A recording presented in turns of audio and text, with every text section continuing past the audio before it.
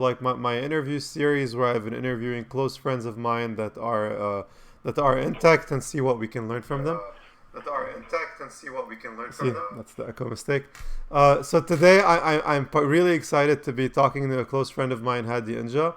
So Hadi used to work in sales and in marketing, like so both disciplines at Microsoft. What I also particularly find interesting about Hadi, and one of the things I wanted to dive a bit deeper into, is I think he has this unique ability to get people to like him very quickly. And I think he does this with a combination of like the way he speaks and the way he writes and the way he presents himself. And so I think there's like a shit ton we can learn from Hadi. And so Hadi, glad to have you. Yo, yo, hey Mark, thanks for having me. And of course. So Hadi, so I guess like maybe like a question to kind of start setting up the stage. I've definitely noticed that typically, like most of the people that I've had on the show before, have been like techies, and in tech, like typically when you think of the best people, like they tend to think like, okay, like I'm just gonna spend time like hammering code out on a computer, and then eventually someone will discover that I'm a genius, and they'll come and they'll shower me with money and praise and everything will work out. Uh, what do you think about this meme? Like, where do you think this comes from? Man, I really feel like this came about with all this like romanticization of Silicon Valley when we were kids. I mean, like when we were younger, we used to kind of feel like you wouldn't be successful if you weren't part of like the next big tech boom and kind of like make a name for yourself and become the next Steve Jobs. The reality is that everyone jumped into this thinking that really we're all special little snowflakes and we're all going to be rich, doing some crazy cool app idea or product. But really we should be focusing on is how can we as individuals bring value to different people that we interact with in a way that they find valuable. And I found that when you kind of sit down and don't really engage with people around you, you kind of just fall into this trap of like whatever I'm working on is important, but it's actually maybe just more important for you than for other people. So that's interesting. Like, what do you think is the best way to disambiguate between the two? Because I would imagine in the moment, like a lot of times you may think like, oh, like I just really need to grind this and hammer this thing out, and then I can approach people. Versus like, let's say not at all being attached to what you're doing, but that way, it's harder for you to work on longer, more ambitious tech heavy projects, and maybe you need to work on some simpler stuff. Like, so how do you disambiguate between the two? Should you grind out more, or should you talk to customers?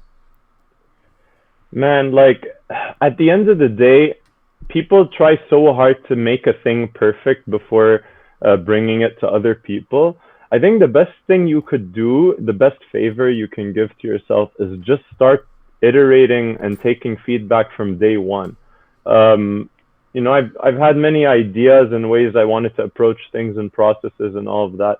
And I just ask people about what they think the very moment I think of them, and then maybe try to improve them, and then come back and ask those same people and new people to sit in a room and think that your brain has all the answers, and if you sit down long enough, you're going to be able to pull out every little bit, is kind of a waste of time. What would be a lot better would be if you actually started involving people all around you, and you'll be amazed at the tiny little things that you maybe common sense, but you just didn't think of because they're not top of mind at this point in time in your life. So, really, I'd say just from now, from the moment you come across or start a process, um, start branching out. Don't stay and focused on just doing everything on your own, because then you're just going to spread yourself way too thin, and you could be delivering something way more valuable if you take the time to actually talk to others. So that's a good point because I want to get to that in a second, which is like the sort of new difference post COVID between real like IRL sales versus online sales.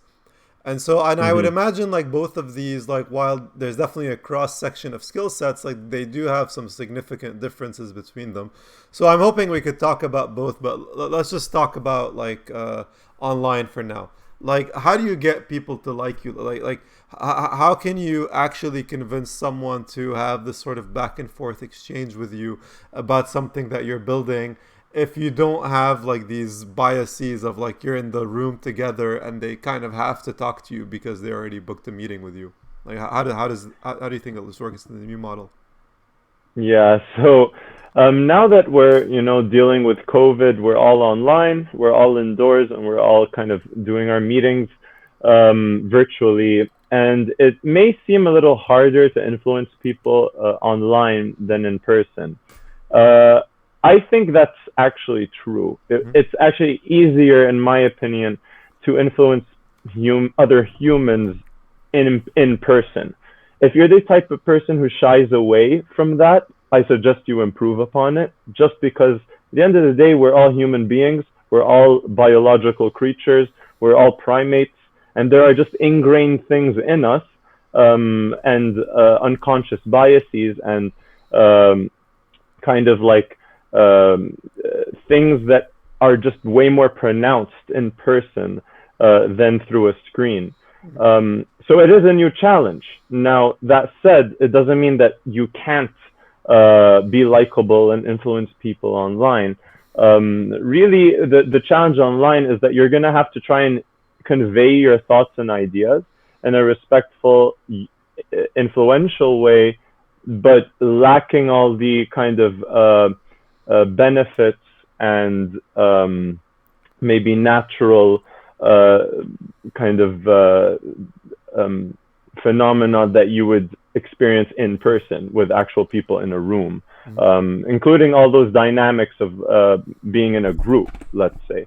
When you're talking to people online, you kind of need to overcome this challenge. A lot of people resort to things like humor.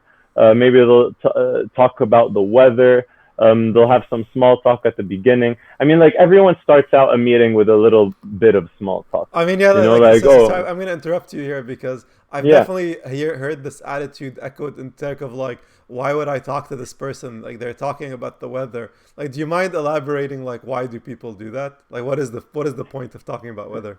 sure, sure. So, at the end of the day, like I said before, we're primates. Like we're social creatures. Even quote unquote introverts need socialization.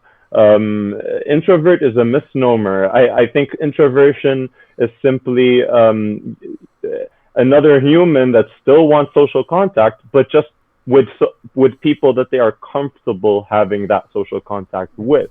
Like introverts are totally fine hanging out with their significant other, for example. It's just strangers that is like more energy for an introvert. So that doesn't mean that they don't crave the interaction. So going back to the point is that like when you start talking to people, you kind of start out with things like the weather, because things like the weather are low hanging fruit and common ground. You kind of start there, you build a rapport, you build that mutual understanding of, oh, like how's the weather for you? Oh, it's nice for me. Like, how is your family? Oh, good. And how's my family? Oh, that's great. Like, you need a little bit of banter, because without that banter, you become very rigid. And when you become very rigid with your interactions with people, it kind of creates this sense of disconnect with the other human being. You need to humanize yourself and the other person. Remember, we're not robots. We're not AI.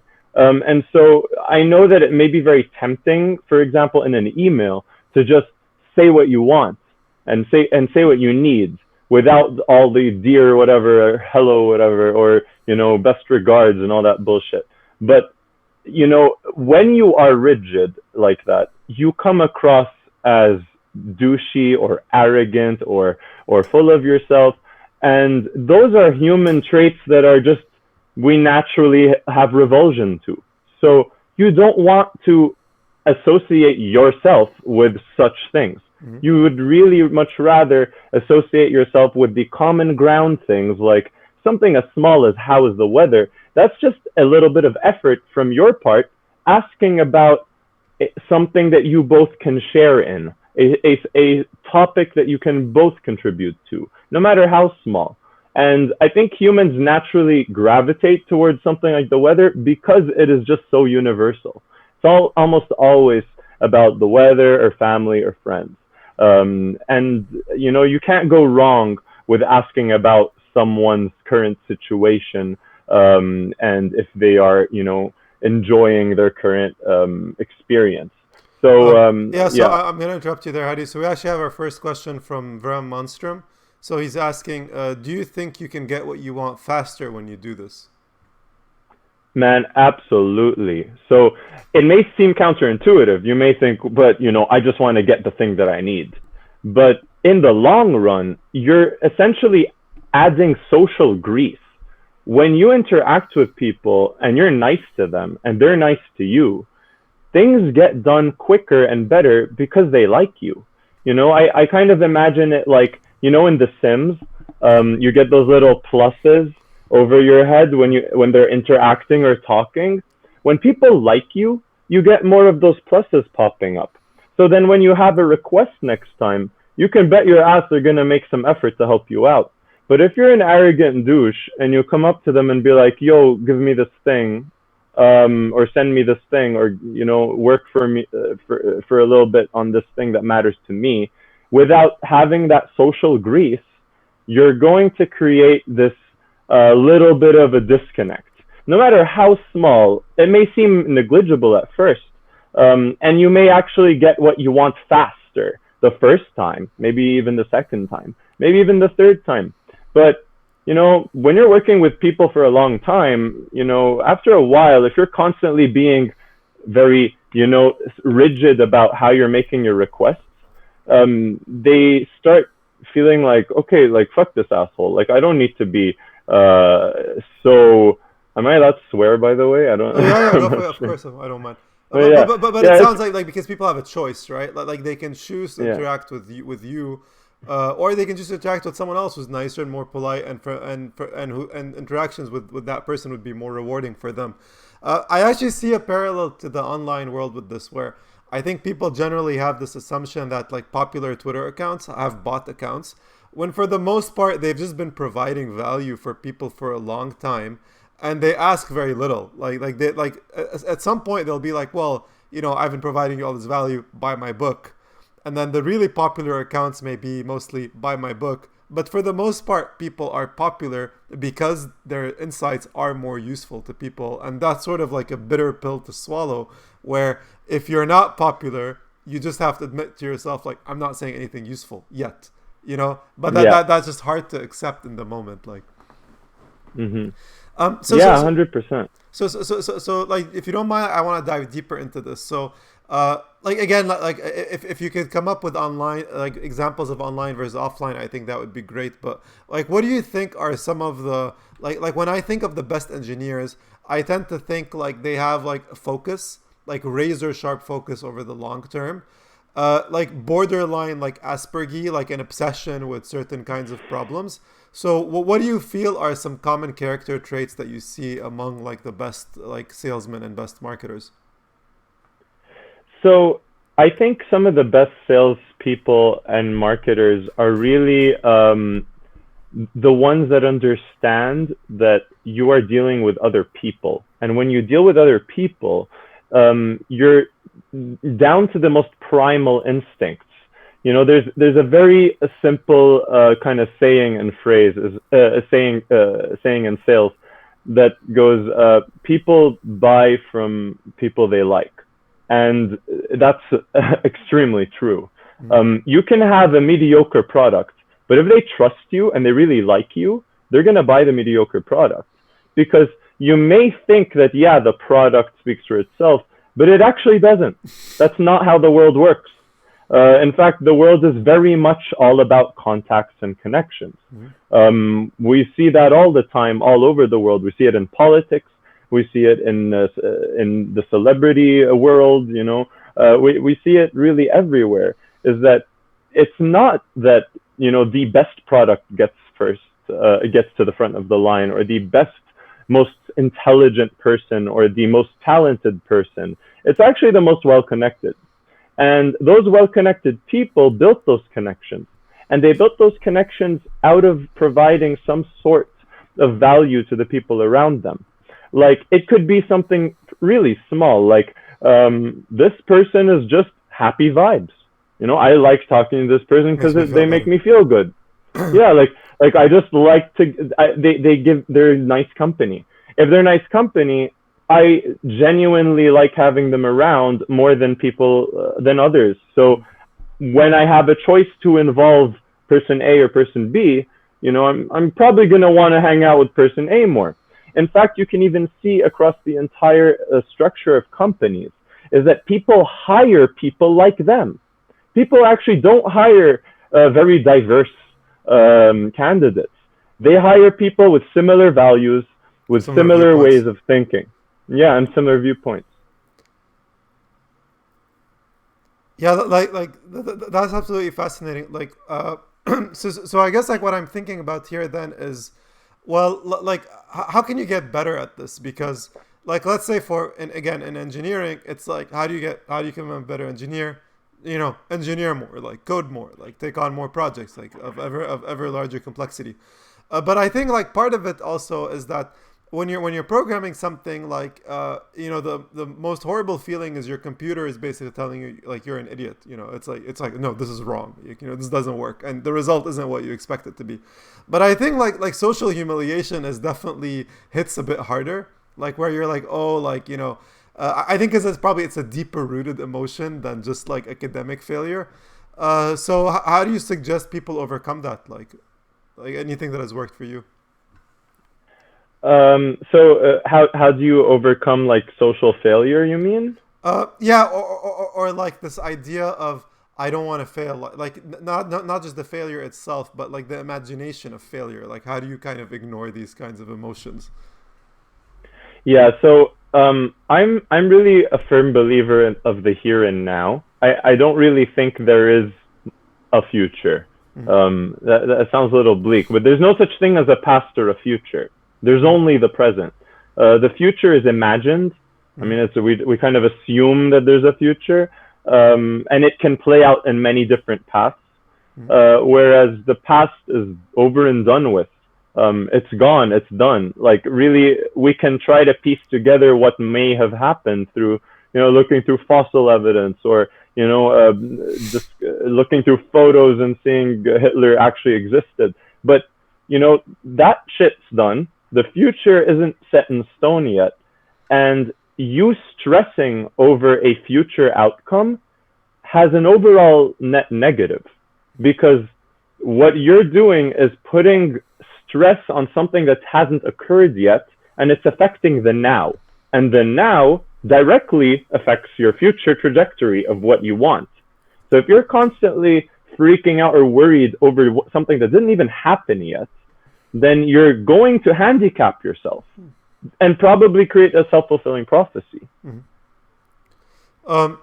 Yeah, like it's definitely like this idea that like your beliefs end up, being reflected in the world. Like kind of thing, which is I agree, it's counterintuitive, because you would imagine like no, like maybe fear and anxiety is just like a sign that you need to be better prepared. But often what I've found, like that's not the case. Like let's say when I think back as to some tech screens that I've done, it generally like anxiety didn't help, because often I was already very prepared, and often I realized interviewers had decided whether they wanted to hire me or not in the first few minutes, even before we talked about anything technical. So I often felt like they already made up their mind. Like if they were being like friendly to me and talkative in the first couple of minutes, odds are they were going to recommend me. If they were being very harsh and dismissive with very short answers, almost like like talking down to me, then I was like often I felt like, well, even the outcome of the next 15 minutes didn't happen. So I mean, but that said, like I do feel in this case, it's just me accepting the reality too much. So let's talk about hard sales now. So you walk in, like you walk in, or you're interacting with the customer. The customer is already very nice. Then it's an easy sale. Like you do your job, it's gonna get done. What if it's the opposite? What if you just get someone who's very difficult? How do you disentangle? Like how do you reduce this problem to something a bit more tractable? Oh, well, most of the time it's going to be difficult Mm. because in sales you're going to somebody and basically trying to convince them to give you Money, their money. yeah, So which they really uh, want. Like, yeah, so it's already they're pretty skeptical from the get-go, right? Like they know that you are coming in with a mission. And so they're not gonna come and be like, hey, hey, my best friend. They're gonna always look at you skeptically. So it's pretty tough going in with that label that you're a salesperson. Um, and that it's pretty much a hurdle you have to learn to overcome through experience. um, you earn the trust. You never close sales the first time. And by first time, I mean the first meeting. mm-hmm. You're going to have to work that customer for many, many meetings. It doesn't happen one time, doesn't happen after the third, fourth meeting even. It starts out with relationship building. You want to sit down, meet the customer, and shut the fuck up. Mm-hmm. You want to listen to them, listen to their problems, listen to their issues, their background, their top of mind. This works everywhere, man. Not even just like for selling, but even when you're selling yourself in dating. Like if you're on a date, shut up, let the girl talk, or whoever, or guy, whatever. Like let the other person talk, because psychologically, and I don't know who to quote or something, but this is something in psychology. Is people love talking about themselves, Yeah, and when like people you're your talk, own yeah, favorite subject. Like, yes, uh, everyone is their own favorite subject. So if you're able to kind of manipulate that, I don't want to say manipulate because I think it sounds sinister, but like if you just play on that fact that people actually enjoy talking about themselves and make them the most interesting topic in the world, and you're just like so interested, uh, then that's gonna get them to like you more. It's like, wow, this person's listening. This person's interested in what I have to say. And whether it seems disingenuous or not, it's going to have a net positive mhm. with that relationship. But that makes sense because like I guess if you're there and like let's say the customer or your date is doing the equivalent of like rambling, and if you're just there like fidgeting around thinking about like what's the next word that you're gonna say, like they can tell, and they can tell you're not interested, and then eventually it's just like gonna degrade because they're like, oh, this person does this. Then you're gonna pitch them something and be like, why are you gonna pitch me this thing? Like that's not what I was talking about this whole time. Mm-hmm. You did exactly what I expected you to do. Like let's say in a date it would be like you were too direct, or like let's say in a customer interaction it could be like, well, you're just saying like you want me to sell this thing, you don't care about what my problems are, and overall it just reduces trust. So Vera Monstrom is Yeah. asking another question. So he's asking, how do you filter through customers that have a low chance of eventually leading to a sale?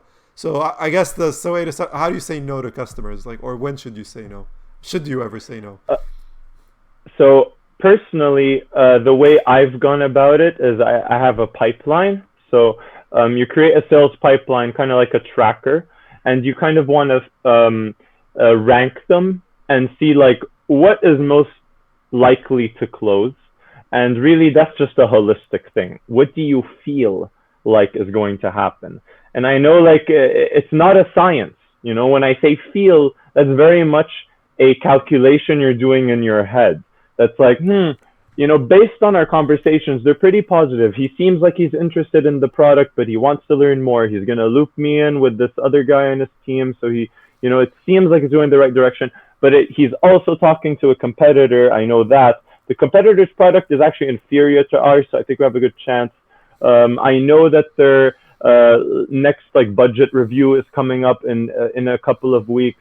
Like, you kind of create this holistic idea of where you think the sale is going to be in the next 3 to 5 or whatever months, where really you're kind of planning out for the future, and focus on the low-hanging fruit, but I don't filter out people in the sense that I don't engage at all. Every relationship I have is invested in. Even if I know that they're not going to lead to a sale in a year or 2 years, I must have a relationship. So that means I need to plant the seeds so that one day, when this customer is ready, I'm already someone that they trust. So I think it's my job as a salesperson to cultivate those relationships, even if they don't directly lead to a sale. Now, will I meet my more lucrative customers more? Absolutely, because I'm going to have to, hurry up that sale.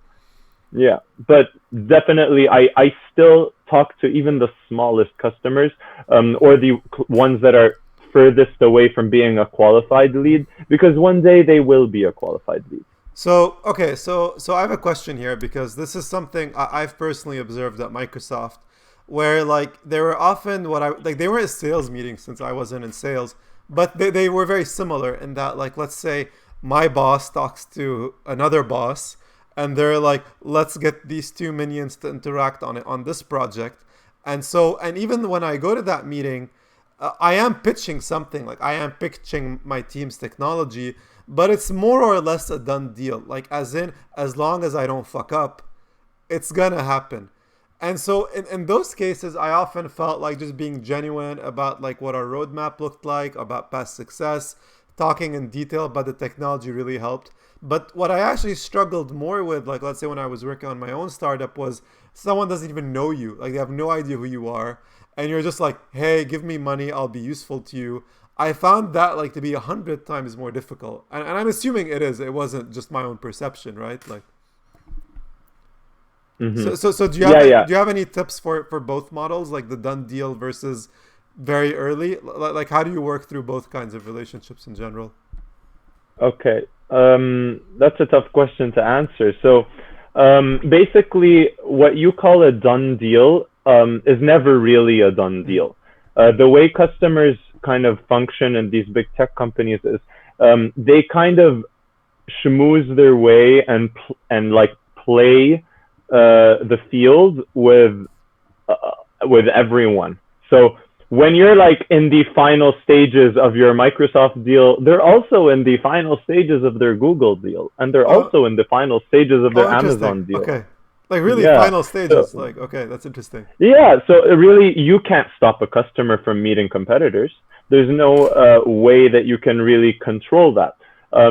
At the end of the day, these are execs, right? The execs are the decision makers, and the execs get to enjoy the perks of being invited to Microsoft's campus so that they can meet with the engineers who are going to show them the latest and greatest of the project. And then they're going to be flown to Google's headquarters and see how their engineers are going to solve the problems of their company. And so these execs have lots of incentive to be going on these flights and having fun and staying at these nice hotels. If there's a mega corporation willing to close their this status, deal. they feel better about themselves. So that's really the function of this, spending this money. It's not actually efficient. It's just more that as long as you get the positive feeling out of the person, no matter how much money you spend, it was worth it. Yes. Oh. And that's the thing, is that corporations are made of people. And, we tend to think that people are making decisions in the best interest of the company, but really subconsciously people make the best interest for themselves. And part of that means, enjoying the perks of the big corporations that are trying to sell to you. So that's I think one thing that kind of you need to keep in mind. Nothing is a done deal when you're pitching a product. Now that said, when you are meeting with a company and a customer, and that customer seems very close to closing the deal, you need to gauge what close means. Does it mean they're going to close in a week, or are they going to close in a month? And what does that even look like? Do you need to handhold the customer the entire way? or are they just looking for like a kind of really quick and easy implementation that they can do themselves? There's all kinds of forms of this. Now, for your smaller company or startup or idea, you're going to have to work harder in the sense that you don't have the brand recognition. But what's going for you is that because you are smaller, you're more agile. And if you're more agile, you can iterate faster. So let's say your product doesn't have something that they need. You can probably work it out and make it happen. You may not have the resources to make it happen, but because it's a smaller product, you probably can turn around on customer requests a lot quicker than a big company with its whole bureaucratic processes in place. So I definitely notice there's a sort of chicken and egg problem here where people are like, well, like people and engineering will often have some form of bias where they're like, well, we pretty much know that this kind of feature will be very useful to people if we pitch it to them, but then we don't have a really a clear customer telling us that we need it, and if we don't have it right now, the customer isn't willing to sign a contract. So you end up in this sort of like deadlock state where you're like, should I just make a bet and do it, or should I talk to more customers where I know that I don't have the solution yet? How do you think through a problem like this? What do you think is the solution? It's pretty tough. I mean, you don't want to waste anybody's time. At the end of the day, if you're a small company, you have limited resources. You want to put the bulk of your time in qualified leads. And qualified leads are leads that you feel have a high probability of leading to a sale. Mm-hmm. And if they have a high probability of leading to a sale, then those are customers that you want to keep around because they can be repeat customers. And also, those same customers can become your success stories. They can become your case studies.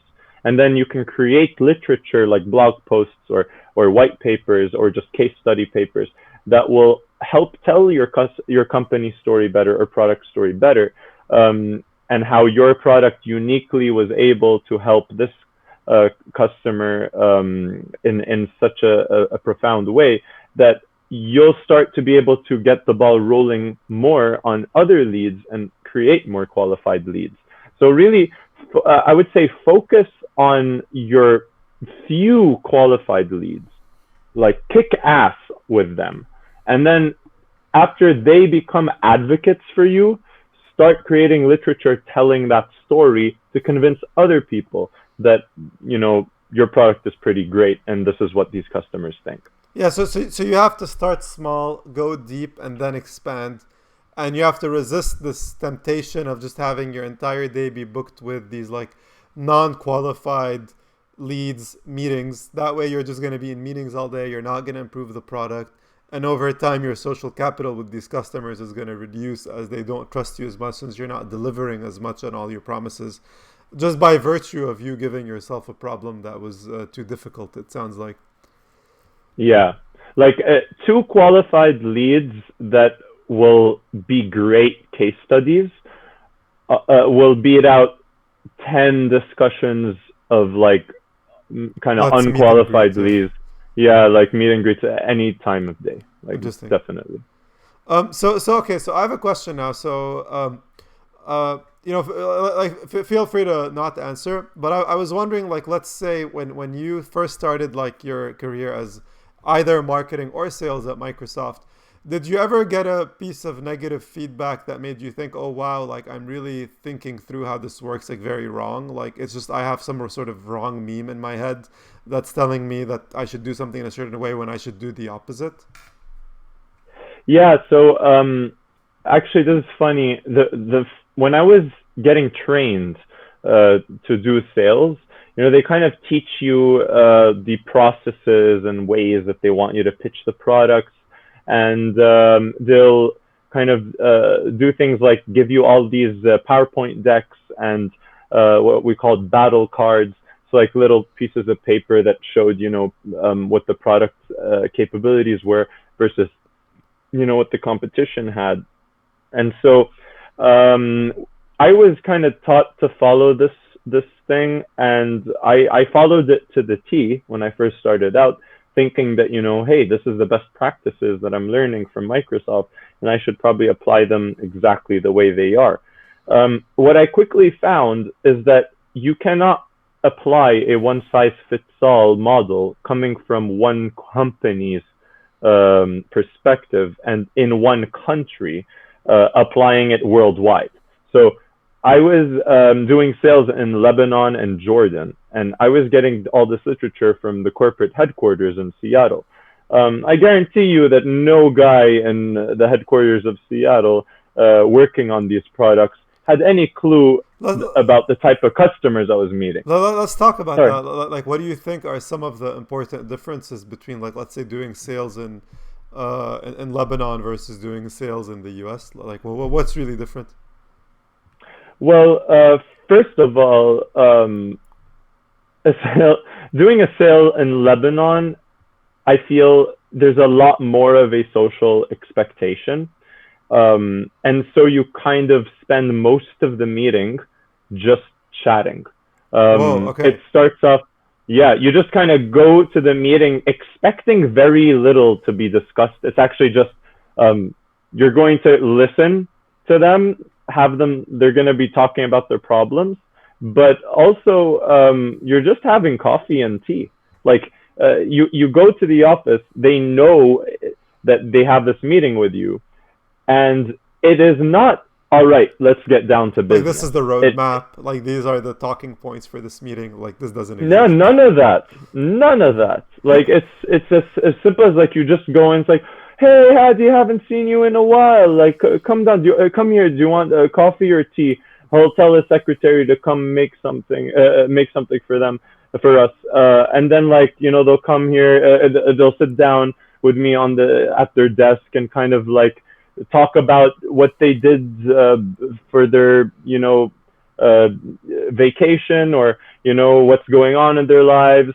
They kind of spend maybe 50% of the meeting just talking about very irrelevant things. So it goes back to the whole, weather thing. But I think, we kind of skip the whole weather part and start talking about family and friends and politics and all kinds of things. It isn't until you get to like 60% of the way through the meeting that you start to talk about business. But even then, it's not as regimented as I've seen in the States. It's kind of like, so I straight up tell the guy, like, okay, so what's your problem? Like, why are we even meeting today? Like tell me, in Arabic we say khabbirni, like tell me what's up, and then the guy, like, let's say I'll be meeting an airline. The guy will be like, man, like, this other airline's killing us. We don't know how to compete. We're down by, this many sales, whatever. And so they kind of like do this whole song and dance of telling you about their troubles at work. And it's your job to shut up and listen. I've learned that in that part of the world, you kind of have to do this multiple times across multiple meetings. Well, like, what's multiple times? Like, do you mind putting a number on that? Like, yeah, it's like 4 times. Oh wow, okay. So like 3, 4, like, so that's multiple months then, right? Or yes, so it weekly, could be. Right? Yeah. It could be. I mean, maybe not weekly, but sometimes once every 2 weeks. So and a lot of, well, you have to be patient. Remember, like, at the end of the day, you want them to like you, because they won't buy from you otherwise. But also, you're trying to build that rapport, and you're trying to genuinely understand the customer's concerns. Like, the way I see it in sales is that I am not coming to you with a product and trying to shoehorn it into your problem. I want to hear your problems. And as a consultant, I want to work out the best solution for you. Now, do I have an ulterior motive for you to buy my product? Of course. Yeah. But I want to be real with the customer.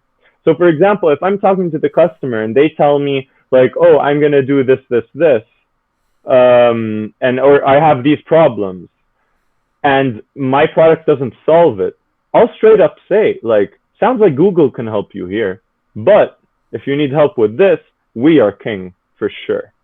So having even these concessions, that's like, for this thing that you're talking about, like, I recommend just go to Google. Like, they have a pretty good product here. We don't have like something in that space, but if you need help with this thing, like, I have got case studies for you. I've got whatever to show you that this is the best thing that can help you. And I'm doing it. So how have you seen Yeah. people react to this? Like, if you tell them, like, hey, Google's great at this, do they just go like, okay, I'll just go talk to the Google sales rep, or do they go like, well, I'll talk to Hadi about my Google problems as well because I trust Hadi? Like, how have you seen both play out?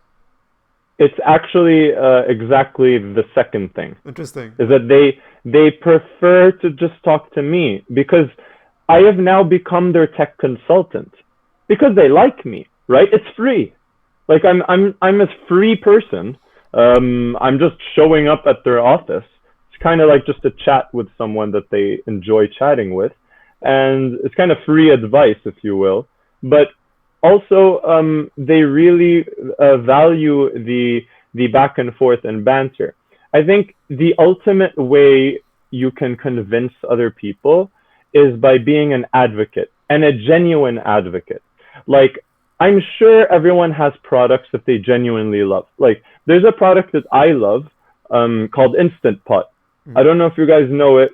The pressure cooker, but it's right? basic. Yeah, Yeah, it's I a think pressure it's an cooker. exceptional product. Like, do you mind Yeah. talking about it? Like, why do you think this is such a great product? Because like, I also love it, but I haven't been able to verbalize it as well. For me, it's kind of like a multi-cooker for millennials. It's just you plug it in electricity, doesn't take up much space, machine washable, and it's as simple as a microwave. You just dump the food in, you press a button, and then it just cooks. So like, for me, it's like really a where a microwave is for heating up food, the Instant Pot is for cooking food. Mhm. And yeah, I just love it. But like, I have no stake in Instant Pot. Like, I'm not making money when I talk about it. But when I'm passionate about it because I've tried it and I genuinely believe it's a great product, and I'm excited. That excitement can be felt. That they call it passion, they call it energy, whatever they call it. But when you're talking about your product, you need to have that. You can't be being like, oh, here's like a pros list and a cons list of why my product's better than the competitor's product. Like, they don't care. But if you're talking about it like A story. holy shit, Yeah. man, yeah, like holy shit, man, like I know I work for this company, but seriously, like, I've tried the competitor's product and I've tried mine and my company's, and like man, like, it's fucking insane how much this one is better. And let me show you why, and let me show you how. And it's always show rather than tell. You want to be able to show that person and take them with you on your journey for why you are so passionate about the product. So okay, so I think you just made me think of a very interesting question. So show rather than tell. Well, showing means that you need to have something built, right? So very Yeah. often, like, let's say in a bigger company, you have like, a separate sales org versus an engineering org, but often at smaller companies that could be the same person. Like, it could just be the CEO. They're the person doing the building and doing the and doing the showing and pitching. So how do you typically resolve these tensions? Like, I mean, obviously, like, the customer is always right, but often, like, how do you make sure you're not going off on tangents and like promising like unrealistic stuff? Versus like really just thinking through like, well, maybe I should push engineering team here because I genuinely think this is the kind of a sort of a make it or break it kind of deal. So you have two stakeholders that value things a bit differently. They both have the same goal, which is the customer, but they're often going to disagree about how to go about like next steps. So how have you resolved tensions like these in the past? So I am a firm believer that the person who is in direct contact with the customer knows best. An engineer sitting on their ass in an office doesn't know shit. about how the customer actually feels. No, really. And I say this having come from the field, having sold directly to customers face to face, and having gone to To corp. corp and worked directly with product teams and seeing how they think about the approach of solving the customer needs. I've seen it directly, and I've seen the disconnect directly. Uh, I've seen how the field teams say, these are the things our customers want. They need this, because this is what they've been asking for.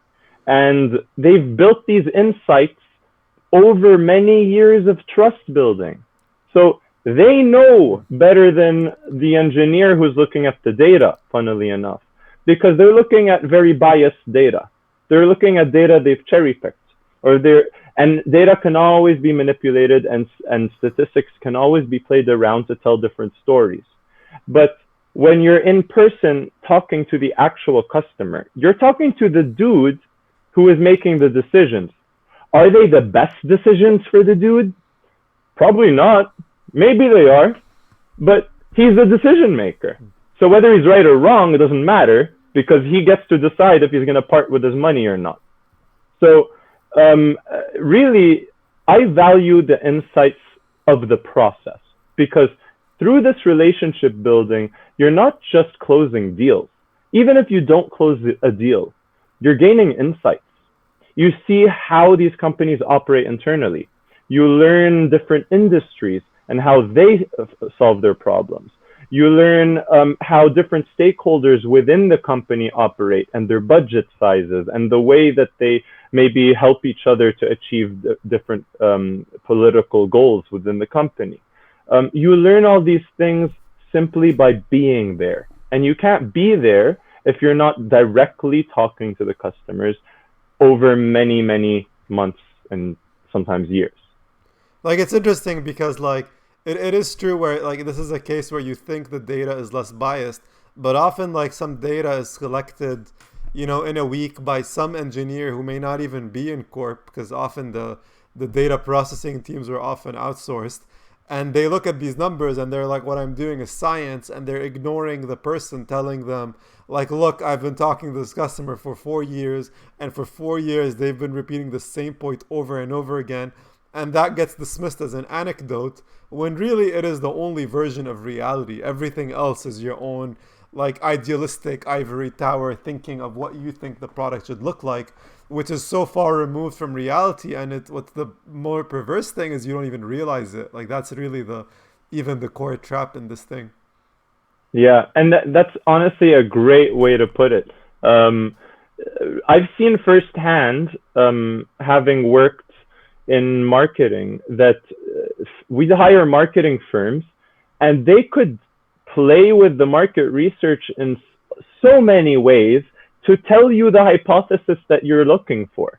So, with market research, you come up with a hypothesis, and you say, I have a hypothesis that, whatever, millennials from the age of this to this tend to buy more of this type of computer, whatever. Like, if you go in with this hypothesis and you speak to the market research team and you say, like, hey, like, I want to do this, they will find you data to tell you that story. And it'll look great. And it'll give you charts and graphs, and it'll prove it for you. But if I also went and said the exact opposite, they could also find the same thing. They could tell you the same story. So, anecdotes are actually not a terrible thing. That's why in market research there's quantitative, but also there's qualitative research. And qualitative should never be discounted. I've actually observed this directly myself as well. So let's say you wanna make the claim that my engineering team is doing a good job. What engineering team does not want to make this claim? Like, there's a bias there. Like, you are biased to look for data that confirms this. And so then you're like, okay, well, how do I say we're doing a good job? Oh, we're serving lots of events, or we have growth in customers, or we have growth in customers in office. We have growth in customers among software engineers versus PMs. Just by this brute force elimination, like, because ultimately you're not giving a VP or a stakeholder the raw data and telling them analyze it. You're giving them this highly synthesized view that happens to be extremely cherry picked, because it really takes a special kind of person to show the negative stuff. And even then, you're not incentivized to do it because your peers aren't. Like, if your peers are all massaging the numbers, you better massage the numbers, or else editor reviewers can be like, well, I'm the useless VP and I'm going to get fired. And so there's this Yeah. very direct bias to do it. And so it almost ends up like in this scenario where everyone is lying to each other. They know they're lying to each other, but they can't afford to stop the farce because there's this sort of game theoretic like prisoner's dilemma where you have to lie in order to survive. Versus what I really love about sales, and I guess like people in engineering get wrong, is that like you can't lie for very long. Like, because once the money dries out, everyone knows you're a bad salesman, even though you may be an excellent speaker, you may be good looking, you may be charismatic, you may be likable.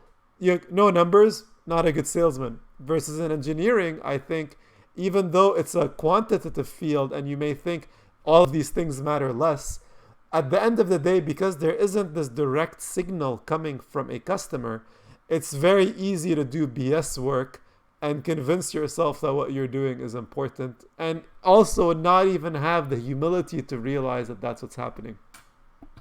Yes, and that humility is super important because these corporations wouldn't be providing these sales structures and compensation packages to sales teams if they didn't think they were valuable. At the end of the day, the salespeople bring in the revenue. You can have the best product in the world, but if people are not willing to part their money with it, it means jack shit. It means you just poured lots of money into a cool project. So I also really liked what you said earlier about the whole concept of making thinking that you're doing something when really you may not be, and it's all in your head. One thing that I noticed, for example, is how politics would play a big role, not just with the customers themselves and their internal politics, like meaning as a salesperson, I need to find out who is actually the decision maker here. Is it the guy who says he's a decision maker, or is it that other dude who is the real decision maker? And I have to play around to figure that out.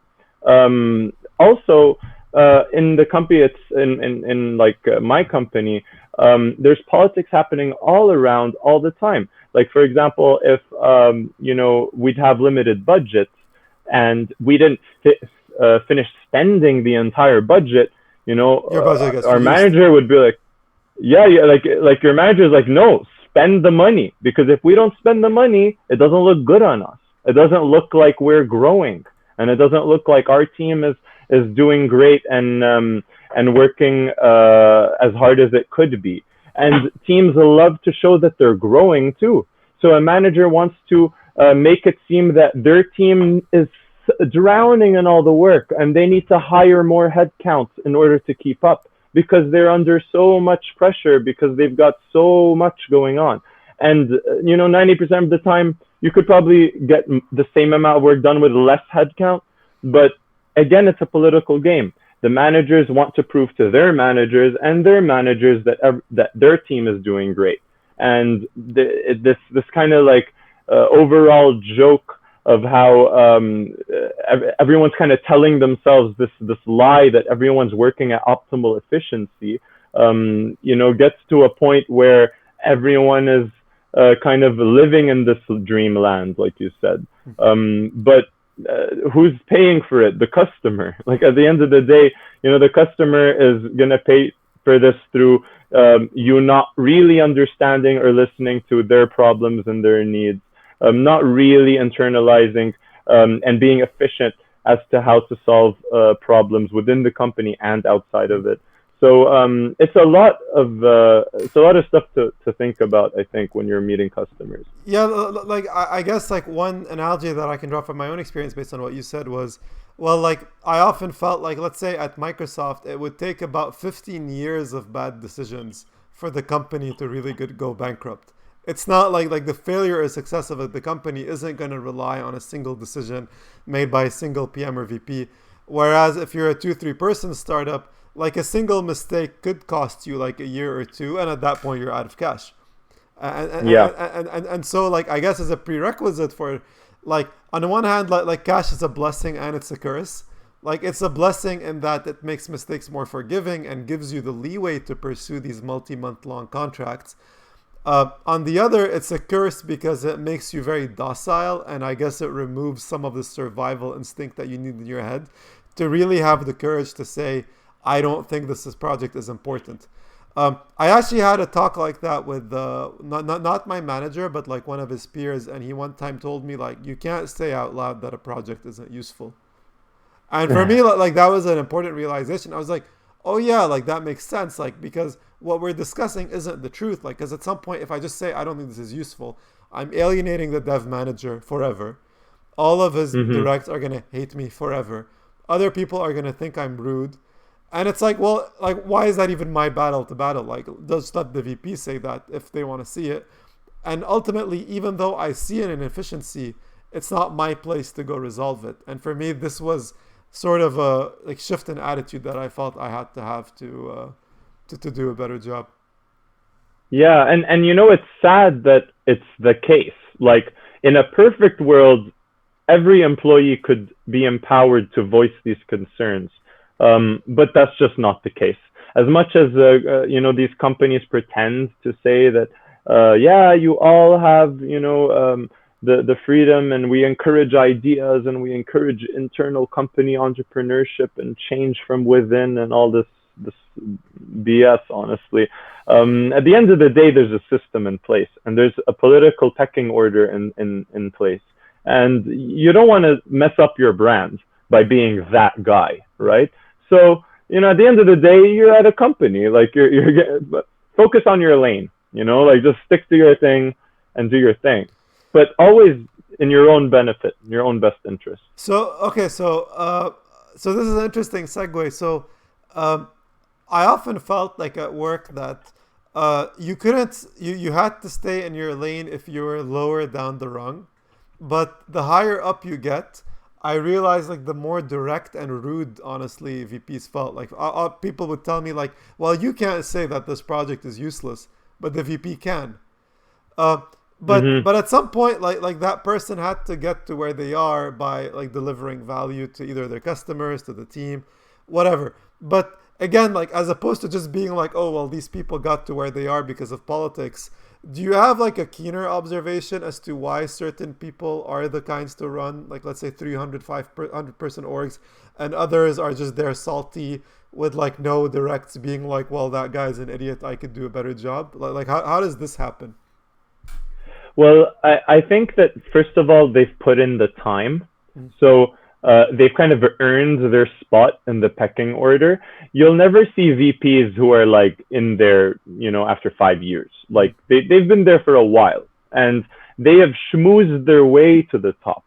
And when I say schmooze their way, I don't just mean that like at the company, but they live and drink the Kool-Aid like it is their life. When you're scrolling in your LinkedIn feed and you see like a company saying Happy Pride or something, like those people are actually at the Pride event, like they are showing up and making those that effort to actually be involved in those little company things.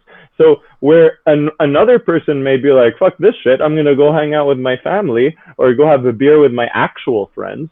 This guy is like, no, I'm going to go to company events. I'm going to go try to network with the manager of my manager. I'm going to, schmooze my way into this other networking event. And that's the name of their games.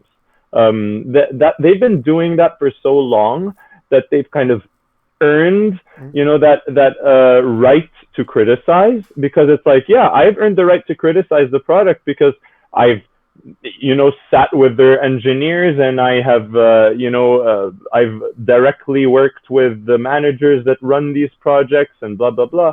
And so they feel totally empowered to give their opinions on it. They have more skin in the game, and I guess like they're prioritizing their social life around the company culture a lot more than normies would, like the normal person. Yeah. And like I've actually battled with this internally myself. Like I used to think like I would talk to friends and they would say, so I've basically told my friends, I don't think you'll ever be wealthy working for a large corporation, no matter how much they'll pay you.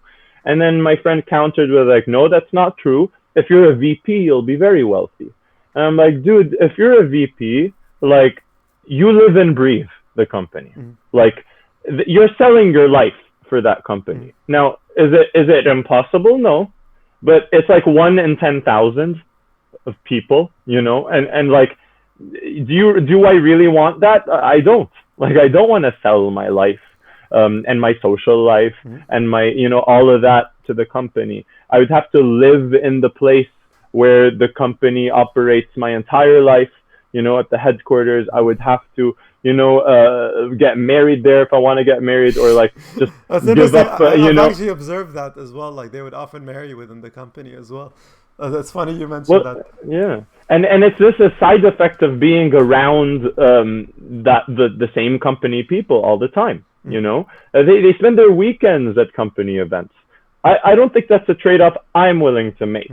Now, some people are willing to climb that corporate ladder and like, have all these kind of interactions throughout their lives, and they get that self-actualization from, being a VP of those companies, and they do become wealthy through stock and whatever. But again, that's 1 in 10,000 people, and it doesn't sound like a good deal for me. Like, I don't want to sell my life for that. So I've definitely observed like two kinds of technical VPs at work. So some, I guess, have the title of distinguished engineer, and those often their personalities would resonate more with me usually, because I often felt like there were two kinds of VPs. There were the VPs who were known for inventing some technology. Like, let's say you invented XML, like you played a key role in inventing HTTP, or it could be like you've been at the company for 30 years, you've seen it grow for a long time, you were there through thick and thin, like even when the stock wasn't doing well, like you were still there and you were still like banging the drum. And others are like, well, like I'm just gonna, like whoever's gonna pay me to work on XML, I'm just gonna keep working on XML. If Amazon wants to hire me, great. And people are still gonna listen to me at Amazon because they know I've invented this technology. So does this like distinction one like make sense to you? And have you observed it outside of engineering, like where people associate someone with a project versus people associate someone with the company?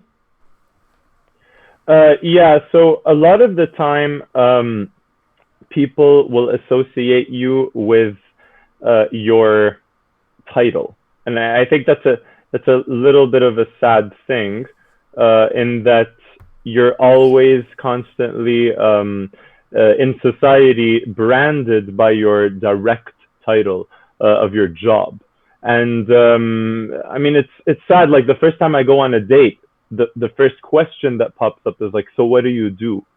And my identity is directly tied to what I do. And I feel like there's a lot more to a person than their job title, and what they actually do for work.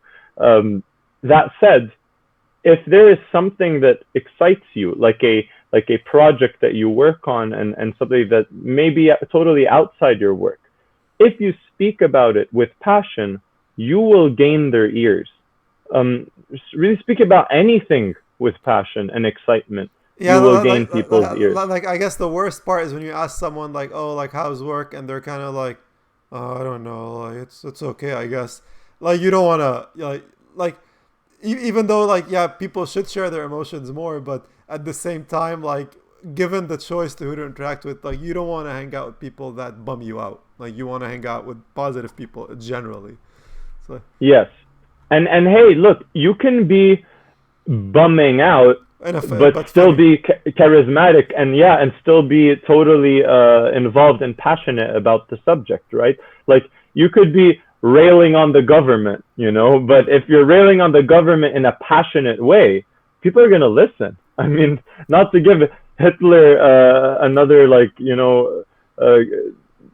like not to bring him up again in whatever. Yeah, but I guess what you're saying, it's not like it's not about whether the content is positive or negative. It's about whether your take on it is entertaining and interesting. Exactly. Yeah, like I've definitely observed that as well. Like I remember when I visited Lebanon over Christmas, I was like going on like a sort of anti-government libertarian rant given the Lira stuff, and I expected the discussion to be very depressing to people, but often I felt like they were listening to me a lot more because I wasn't talking about it with the normal level of excitement where if someone asks me about the weather or like how many siblings I have, I tend to give very dry answers, and so I haven't figured out how to really talk about those subjects with a lot of passion. But like talk to me about something related to stuff I read about, then I guess it's like turns on a different switch. But the funny thing is, what I've also realized was, as opposed to waiting for people to ask me about those topics, like I just bring them up. Like when I talk to people now, I just talk about stuff that I'm interested in talking about because I'll be more interesting anyway. As opposed to complaining like, well, why aren't people having interesting discussions?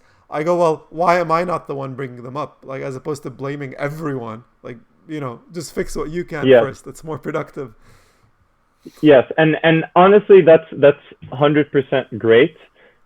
However, I would also add that the true art in getting people to like you and influencing them is getting them to talk about the subjects that excite them.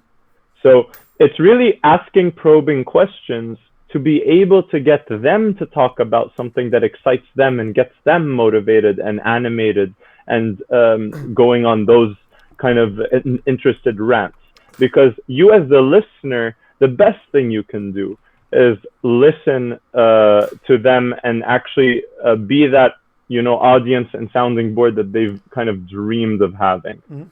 So okay, I have a question here. So I remember one time I was at this corporate event, and this guy came up to me and he asked me like, what are your 5 biggest regrets in life? And I just kind of looked at him and walked away. Like I'd never seen this person before. I was like, why the hell would you just like walk up to a person and ask them a question like this? So like obviously that's the other extreme, right? Of like doesn't know what's appropriate to ask. But another thing I've observed is that often with people that ask lots of probing questions, I often feel like I'm being interviewed. And so how do you avoid that? Like, how do you know like this person is interviewing me and almost like making me go through my LinkedIn feed, as opposed to this person is asking me probing questions that show a genuine interest? Like, where's the difference? Like, yeah. So remember, we started out with small talk. There is a reason for small talk. You kind of start with small talk and then you grow to medium talk and then you can grow to like, deep topics. If you jump to a deep topic, it's no longer probing. It's kind of like very weird and off-putting and unsettling because again, we're primates. This is a little too much familiarity for my monkey brain. I don't know you, dude. Like, let's first get to know each other a little bit, and once I trust you a little bit, then I'll start giving up my deep dark secrets, right? And so that's kind of like you said, one extreme. And then how do you get people to? Sorry, what was the second part of the question? Like, how can you navigate? Like, you want to ask probing questions, but you want to avoid being like seeming like you're interviewing someone. How does that work? Oh yes. So when I'm in a discussion with someone, let's say it's a date or even like a customer meeting, I always aim to get them to talk first and talk more often. Because there's something to be said about the element of mystery. They may want to learn more about me, but there's no rush for me to tell them everything. They're their own person. Yeah, they're their own person. If they want to know something about me, they'll ask. I don't need to volunteer information all the time. In fact, I would much rather have them talk about themselves and have them talk about things that they're interested in. So I kind of start off with very broad stroke questions. It starts a small talk, like, so how was your day? Like, wow, like, I'm so lucky. We're so lucky that it's sunny now. Just last week it was raining all week. And they'll be like, yeah, it was it was a tough week last week because of all the rain. My whatever parrot's basement got flooded. Then you could be like, oh really? Are they okay? Like, And then they'll be like, yeah, like they're fine, thanks for asking, but my mom, blah blah blah. Like now you've kind of segued into different topics, and all I did was talk about the weather, and I didn't ask about the parents. I didn't bring up these topics, but topics branch out, and you need to start general on common ground, but open-ended questions that kind of leads the other person to go on those tangents. You want to create basically a breeding ground for tangents to form and have them pick up the tangents more than you pick up the tangents. So like that's interesting because it's very simple when you put it that way, and I think it's a point maybe a lot of people overthink. Like for example, I have some close friends of mine that use an approach that's like a bit more shocking, where like they'll alienate someone a lot when they meet them as a way to then become interesting. But I think this is a cheap trick that I think works better if you're 15 years old. But as you grow older, people don't have time for this bullshit and feel like they just want genuine interactions with genuine people. And so, yeah, you're going through a process. Yes, the process is boring, but it's boring for like a minute or two, right? Like how long do you actually talk about the weather, right? Like it's like 3 minutes, 2 minutes. You're not talking about the weather for an hour, right? Like I It's hope an you're not. investment. Yeah. It's an Oh, investment in your discussion. Really, like it's an investment in your social interaction with this person. Like you're building a ramp, and so you need the small part of the ramp to be touching the ground before you can start to grow it. If you don't have this initial ramp and you start with a step that's disconnected from the it's ground like, whoa, before yeah. it, it's going to be a harder jump to get to the common ground. So you need this social lubricant ramp of the small talk to just kind of connect and make things a little easier. See it as an investment. See it as an investment in your communication with the person.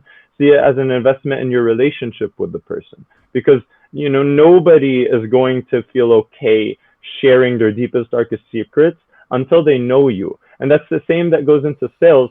When I'm talking to a customer, like they're not going to start telling me their deepest, darkest company problems They just until met you, they've yeah. had a coffee with me and they know about me and they know how long I've been working at the company I've been, and what made me want to work in sales, and like, do I have a girlfriend, and do I what are my aspirations in life? Like they're not going to share things about them unless they trust me, and it goes both ways. Hadi, thank you so much. So, like, I just want to give you like a couple more minutes for closing thoughts. I've been asking a very similar question to all my guests, but basically, it's like, well, if you could give advice to young Hadi or any sort of young person in their career who's ambitious, who's smart, like maybe people have invested a lot of time in learning how to program. What are your tips for them learning how to invest better and getting people to like them and getting better at sales and marketing, like just enough to get dangerous? My recommendation would be find the best salesperson you know or have heard of and learn from them.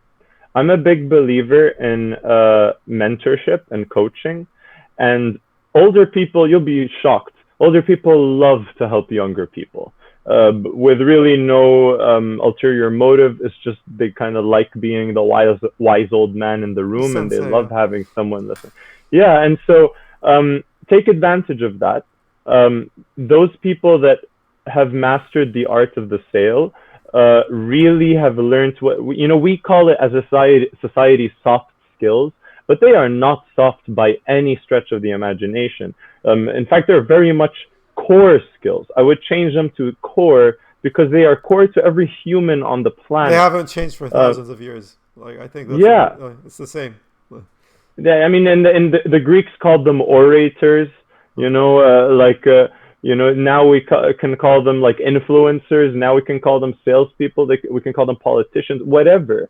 But they are people that are playing upon other people's opinions and decision making. And that's pretty powerful. If you can influence another person's decision making, that's a superpower in my book.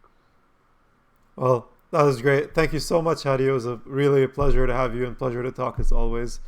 All Cheers, right. man. Thanks, Love man. being here. Same here. We'll talk soon. All right.